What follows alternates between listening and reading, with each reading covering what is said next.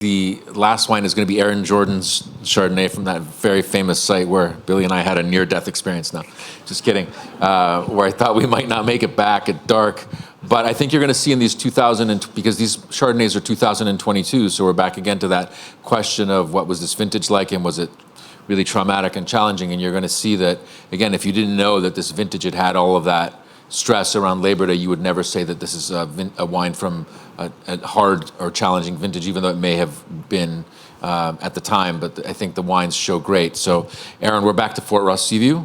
We're back. And thanks. And you made it out. I made it out. And you make the most wines of anybody here. How many wines do you bottle in a year? Oh, man. It's a holdover from my days at Turley. It's in the dozens, though. Oh, I was going to say 50. Yeah, 50. 50. 50-ish. So in that pursuit of what everyone's talked about, wines of place, that's why. Because you keep encountering these places and you think, oh, I want to make wine from that place. So I sort of, listening to everyone, and I feel like my wine journey started a couple of years ago, and as I sit here and kind of, it was more than a couple of years ago. So we're into the more than a couple decades ago. So I worked in France for a while, and I came back. I worked for Helen Turley, and the first vintage of the Marquessan Estate Vineyard, which if you're driving out to Hirsch, you kind of drive through Marquessan, so they're all nested together. Would have been 90 in France, 92, 93, so 94. We harvested that wine, specifically Chardonnay, took it back to Helen's brother Larry's winery, pressed it, barrel and a half, fermented it, and about 3 weeks later, I was in there and I tasted it, and I was like, yeah, I should probably call a realtor. And like, when this wine gets into the psyche of others, and think about what Jasmine said about 94 when Steve and Bert and Ted were out there. So those wines weren't into people's consciousness yet. They hadn't hit the market. And I tasted this wine and was like, oh. So I missed the wave that David caught, but it was still super cheap out there. Nobody knew that this was a place. Because people would be like, you can't get grapes ripe out there. It's too cold. So I found these two pot growers that were spooked by a neighbor, and they were like, we're out of here. So we bought this ranch in 95, developed it in 97 on the Syrah Chardonnay side. So this is, these vines are sneaking up on 30 years of age. Again, back to some other points, it's fascinating to take a raw piece of land that's never grown grapes. You go to Burgundy and people have been growing grapes for thousands of years. There's not a lot of question. That's Grand Cru, that's Village. Period. Like you're not discovering any new terroir in Burgundy. And part of the great excitement in the part of the world that we all occupy is that energy of discovering something.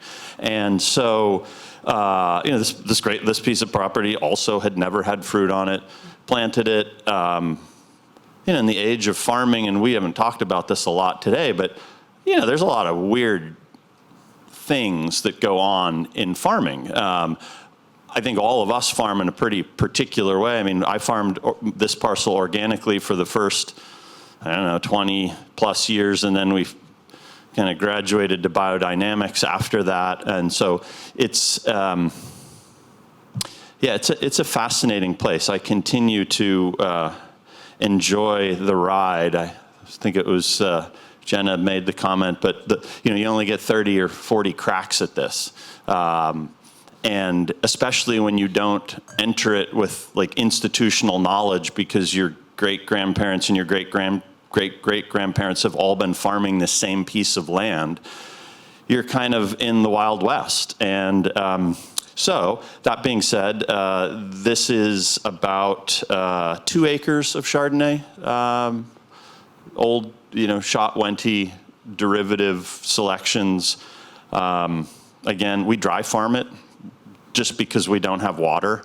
And, there's a lot of, I always say, I have a degree in art history, which is thrilling because a lot of people would say, oh, you can't do that.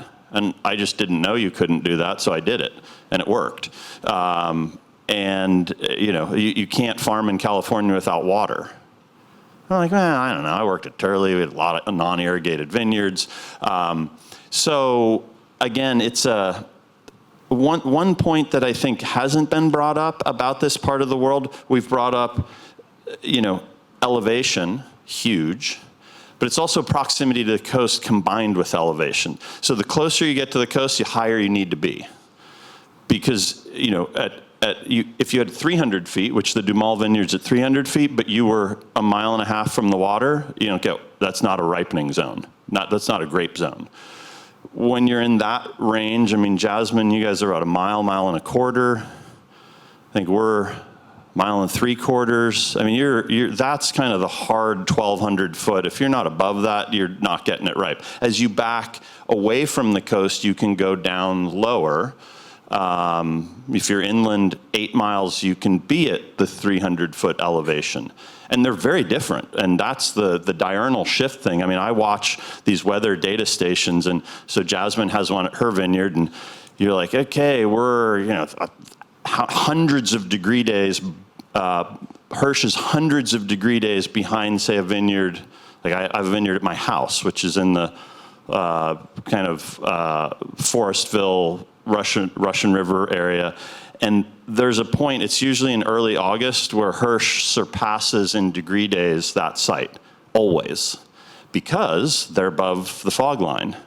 And all the vineyards out on the coast are above the fog line, so your diurnal shift is smaller, and the ripening starts accelerating. So the estate Chardonnay, one of the first vineyards we pick every year. 2022, a year of weird extremes. This vineyard was picked August 29th. So again, the heat's it got hot. Oh yeah, I remember.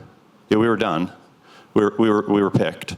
So that again, it's that Napa drives so much perception. It's like Bordeaux used to be. People are like, oh, it's a great vintage in Bordeaux, 82. And then you go to Burgundy, you're like, not so great. So again, they're far apart and wildly dissimilar. That's what I got.